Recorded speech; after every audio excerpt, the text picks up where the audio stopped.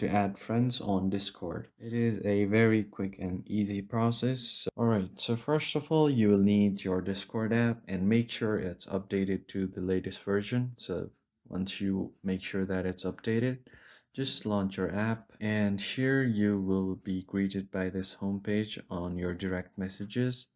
And here you can add friends from here.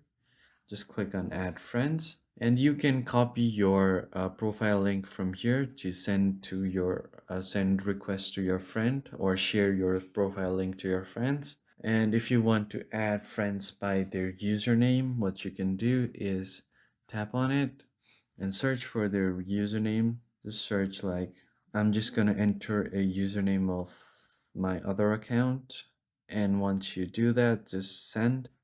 And as you can see, the friend request now has been sent. Now if I go to my other account and check, there should be a friend request incoming. So right now I've logged into my other account, so if I check my notifications, as you can see, there is an incoming friend request from my other account, and you can just accept from here, and that's how you can easily send a friend request on Discord.